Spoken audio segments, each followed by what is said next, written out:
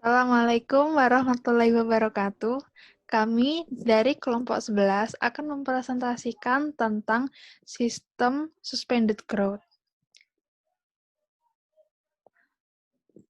Kami dari kelompok 11, yaitu saya, Alamanda, NPM 71. Saya Adila Ambarwati, NPM 73. Saya Pinastika Almira Wildanum, NPM 74. Pertama-tama, kami akan menjelaskan tentang definisi dari pertumbuhan tersuspensi. Pertumbuhan tersuspensi adalah proses pengolahan air limbah di mana mikroorganisme dan bakteri yang mengolah limbah ditangguhkan dalam air limbah yang sedang diproses. Air yang mengalir di sekitar dan melalui pertumbuhan yang ditangguhkan. Berbagai mode dari proses lumpur aktif menggunakan reaktor pertumbuhan yang ditangguhkan. Reaktor ini dapat digunakan untuk menghilangkan BOD, yaitu kebutuhan oksigen, biokimia, nitrifikasi, dan denitrifikasi.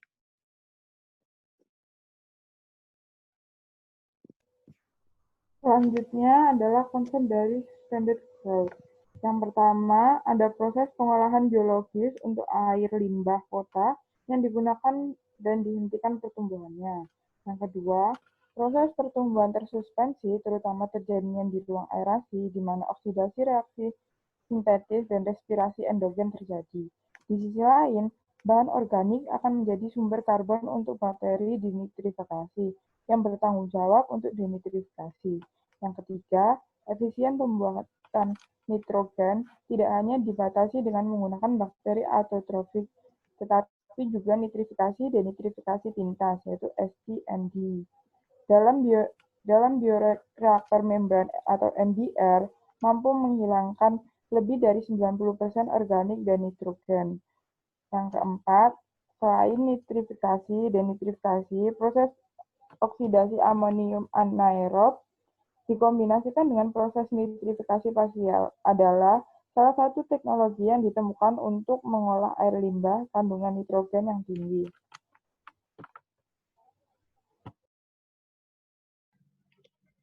Kinetika. Yang pertama ada tangki anoksik. Dalam tangki anoksik, denitrifikasi terjadi dengan mengubah produk bahan organik setelah penguraian, yaitu nitrit dan atau nitrat menjadi gas nitrogen. Gas nitrogen yang tidak berbahaya dilepaskan ke atmosfer, yang akan muncul sebagai gelembung di tangki aerasi. Lalu ada aerasi. Di tangki aerasi, degradasi bahan organik terjadi.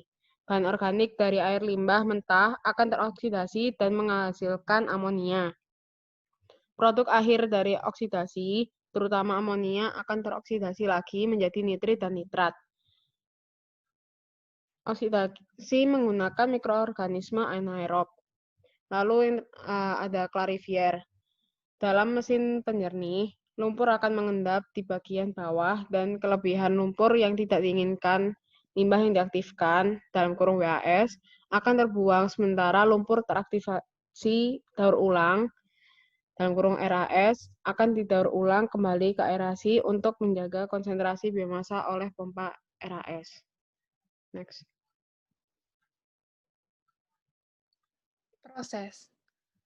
Proses dari teknologi ini mula-mula air limbah mentah akan dipompa ke tangki anoksik melalui pompa, di mana ia akan meluap ke aerasi untuk pengolahan lebih lanjut. Aliran air limbah di tangki anoksik menuju ke bagian bawah tangki akan ditangguhkan dan dicampur dengan lumpur aktif. Kondisi anoksik dalam tangki anoksik mengubah mikroorganisme menjadi bakteri fakultatif ketika lumpur pencampuran terjadi tanpa adanya oksigen bebas. Dalam tangki anoksik, denitrifikasi terjadi dengan mengubah produk bahan organik setelah penguraian, yaitu nitrit dan atau nitrat menjadi gas nitrogen. Gas nitrogen yang tidak berbahaya kemudian akan dilepaskan ke atmosfer yang akan muncul sebagai gelembung di tangki aerasi. Untuk memastikan proses denitrifikasi dapat terjadi, diperlukan sumber karbon yang dapat terurai secara hayati. Untuk memastikan proses denitrifikasi dapat terjadi, diperlukan sumber karbon yang dapat terurai secara hayati. Oleh karena itu, resirkulasi internal atau IR dan lumpur aktif daur ulang atau RAS memompa lumpur ke dalam tangki anoksik masing-masing dari bagian bawah tangki klarifikasi dan aerasi. Selanjutnya ada proses. Di tangki aerasi, degradasi bahan organik terjadi. Bahan organik COHNS dari air limbah mentah akan teroksidasi dan menghasilkan amonia. 3 proses berbeda yang terjadi secara bersamaan di ruang aerasi adalah oksidasi, sintetis, dan respirasi endogen. Pada saat yang sama, udara disuplai oleh kompresor yang memungkinkan konsentrasi oksigen terkalut dipertahankan dalam 2,0 sampai 3,0 mg per liter. Dalam ruang aerasi, untuk memastikan semua proses berlangsung dengan jelas, produk akhir dari oksidasi, terutama amonia, akan teroksidasi lagi menjadi nitrit dan nitrat. Bakteri nitrifier autotrof seperti Nitrobacter dan Nitrosomonas hadir dalam lumpur yang ditambahkan. Kehadiran autotrof nitrifier memungkinkan proses nitrifikasi berlangsung di tangki aerasi. Kinerja tangki aerasi ditentukan dengan mengevaluasi efisien penghilangan amonia dan CO2 di ISGS.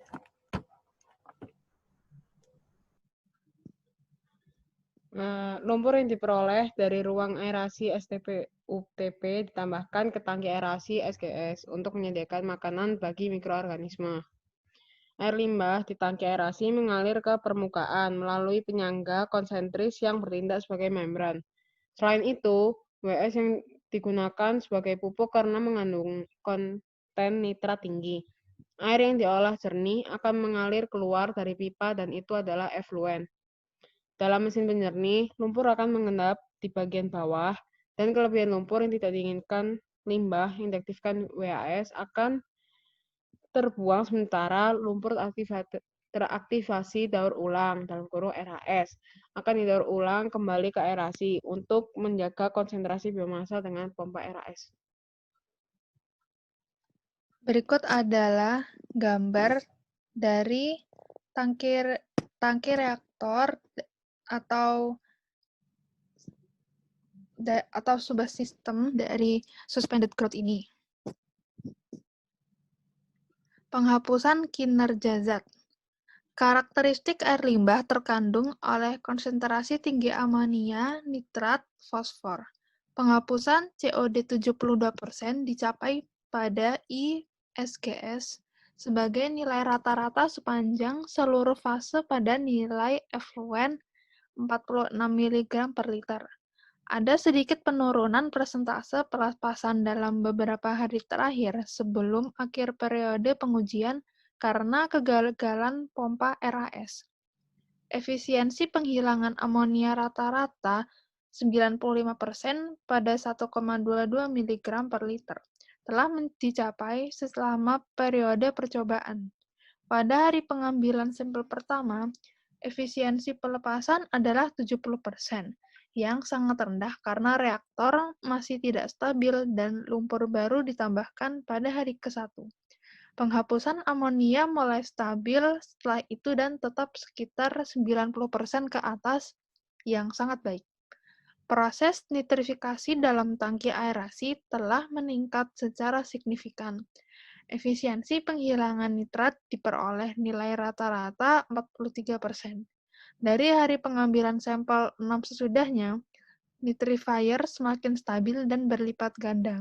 Namun, hasil untuk menghilangkan nitrat sangat rendah dan tidak berhasil mencapai hasil yang diinginkan. Alasan dibalik ini mungkin karena dimensi tangki anoksik tidak cukup besar. Nitrifier mungkin membutuhkan waktu lebih lama untuk stabil atau kondisi anoksik tidak cukup untuk terjadi dalam waktu penahanan.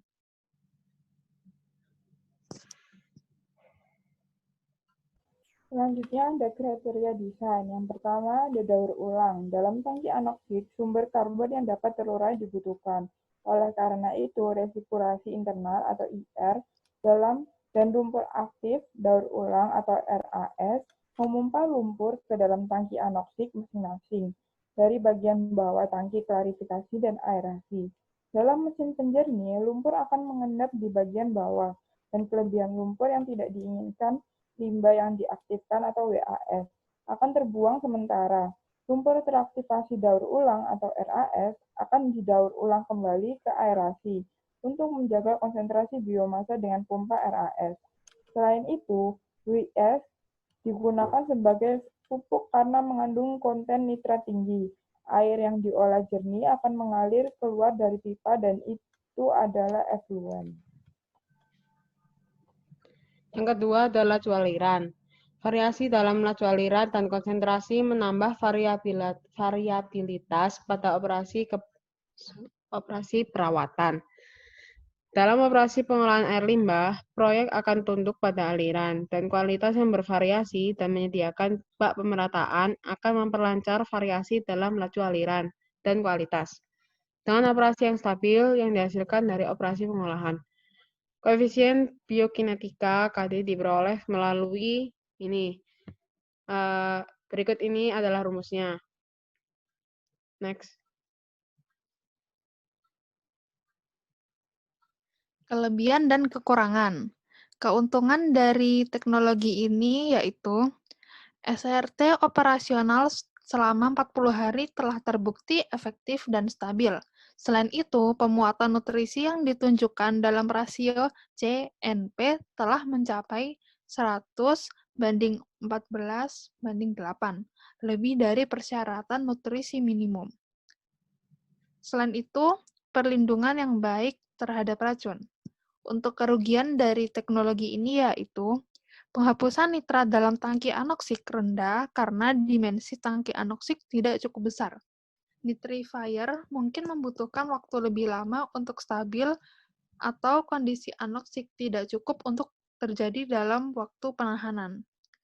Untuk mengurangi masalah, desain untuk tangki anoksik harus mengevaluasi dan menghitung ulang dalam penelitian lebih lanjut. Jumlah unit proses yang lebih besar diperlukan daripada gabungan karbon nitrifikasi. Sekian presentasi dari kelompok kami. Wassalamualaikum warahmatullahi wabarakatuh.